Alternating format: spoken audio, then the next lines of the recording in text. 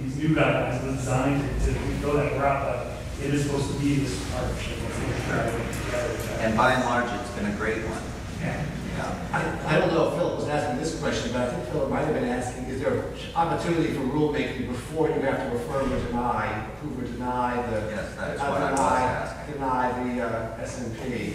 Rulemaking is really just the last alternative. It's when the state determines that a jurisdiction is just off track completely, or they're not responsive, they're just not going to do it, or it's when the jurisdiction specifically says we're not going to do it. Yeah. At some point, you know, it's so it could happen. It could happen before you have to.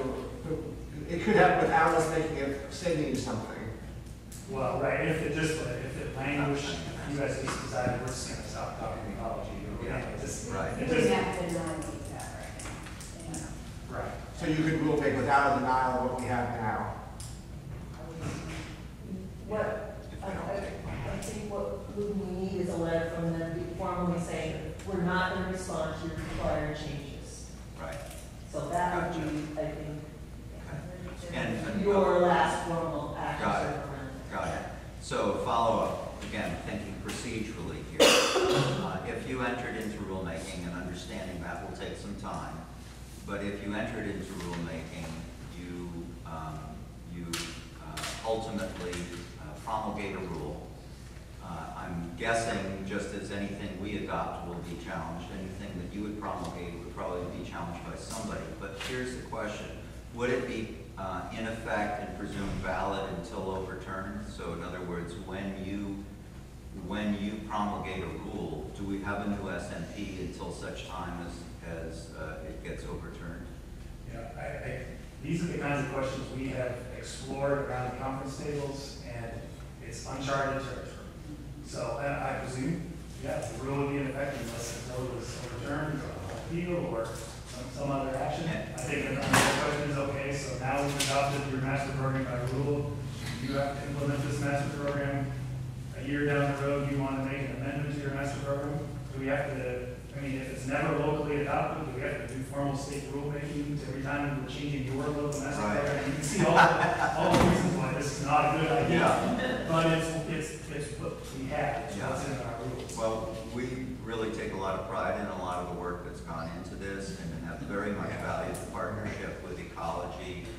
What you're hearing from David Sullivan and the other commissioners, there is a real appetite to see the good things in what we have come together on get implemented ASAP.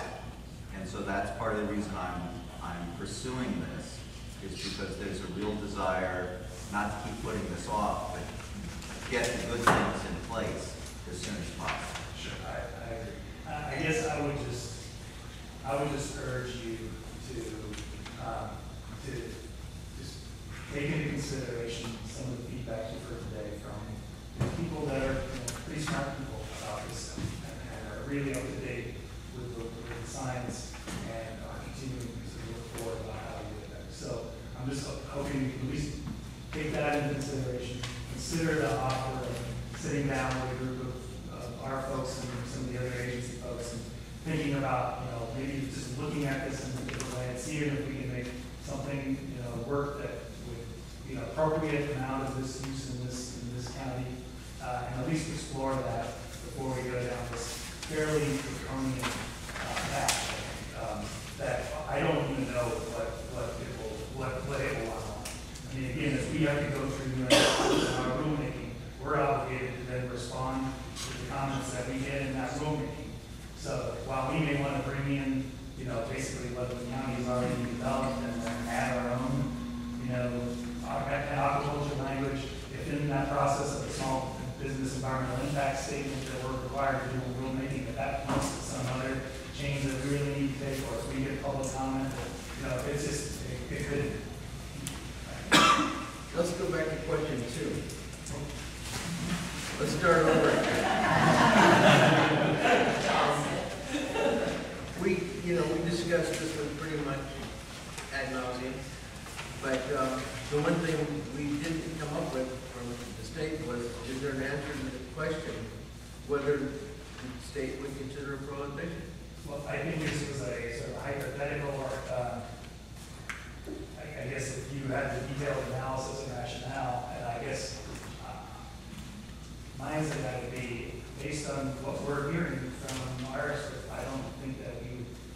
unless there's something here I'm missing from these folks, that it would be difficult to threshold.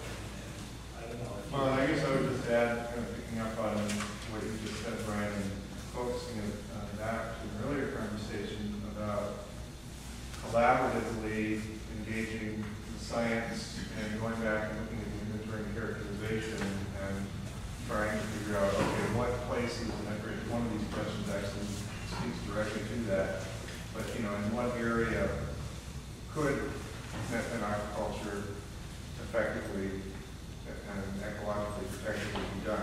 What areas are those? And then figure out, are there in fact specific locations that we could agree would work, and we could all reach an agreement. That might be the answer to that question. Or alternately, maybe this is a lead-in to taking a look at possible CUP criteria, which we're not going to finish today, but could be the beginning of a discussion. If we can start looking at that, because one of your emails, Jeffrey, stated that jurisdictions like King or Jefferson County, which have diverse and large water bodies and a wide range, etc., would have to have a high amount of evidence to support an outright ban. And I can see, one of the early statements that was made by your team, basically is you have to worry about what is going to be the impact in the rest of Puget Sound. If we have an outright prohibition allowed in Jefferson County, it's been allowed in Whatcom County, then you may legitimately be worried that it's going to be outlawed throughout the Puget Sound. However, when you look at the actual waterfront of Jefferson County, if we take out Hood Canal and we take out the Discovery Bay, and we take out the area that is immediately covered by a different SMP, Port Townsend, and the bay in between Marrowstone Island and Indian Island, you start to realize that there really isn't a tremendous amount of water that is available. And then I'd like us to get into the CUP, because some of the possible CUPs, like one of the suggestions in a possible CUP would be that facilities would be 2 nautical miles from type S streams. And if you look at, say, where Chinook Creek is, that cuts out another pretty large piece of land. And as we had discussed earlier, there were very few places where it might be considered doable to have in-water net pens. So I'm kind of curious, and if it's okay with you guys, if we could start looking at some of this draft CUP criteria. And are there some big areas of concern on the part of NOAA or DOE? And you should have that in your packet. Yeah, I'd like to just point out the rest of that one. It's number 5 from the line. Yeah. That goes on with a phrase at the end, unless documented conflicts with navigation prove this infeasible. It makes it sound like, okay, here's the limit, unless you have to move closer, and you can do it.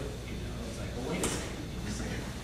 It seems like that should be, well, it's no up to here for this reason, and then it's no from here for that reason.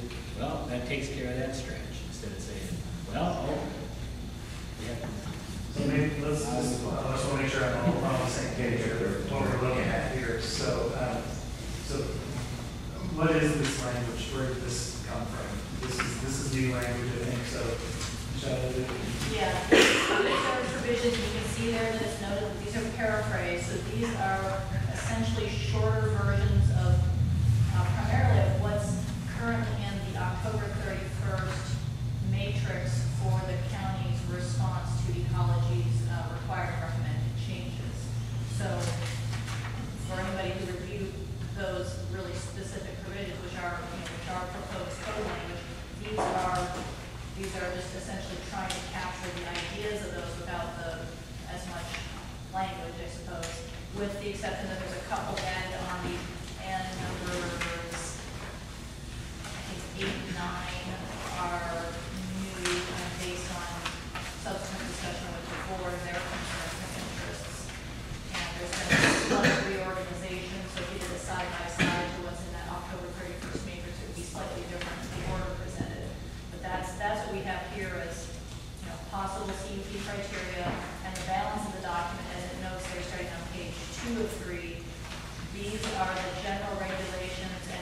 application requirements that are also in the October 31st matrix response to ecology. So those are ones that would apply to all kinds of aquaculture, including fish.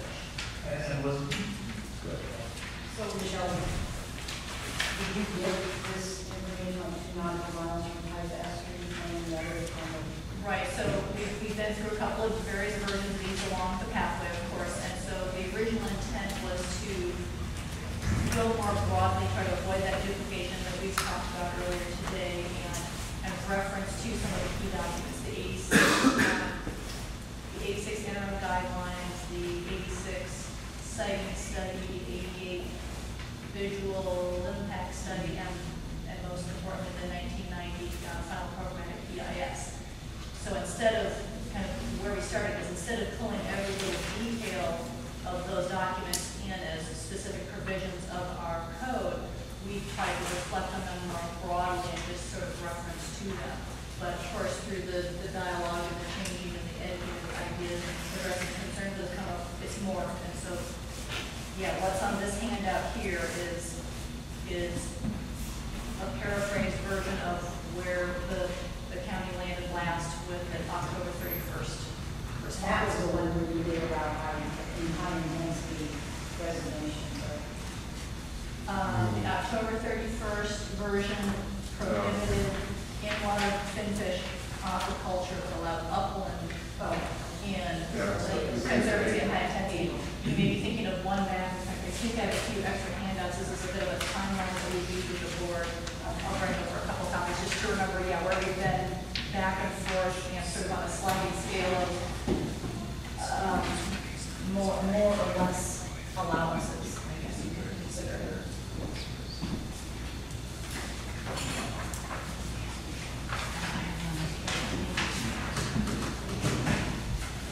I'm not sure I'll have enough to pass around the audience. I'm sorry, this has been handed out in the past. Which we'll just share. Just to kind of help about where we've been and do you know another copy of this? Yeah. Good? Okay, I got a couple extra copies if anybody's interested. So it wasn't a blanket prohibition? So it was. That's the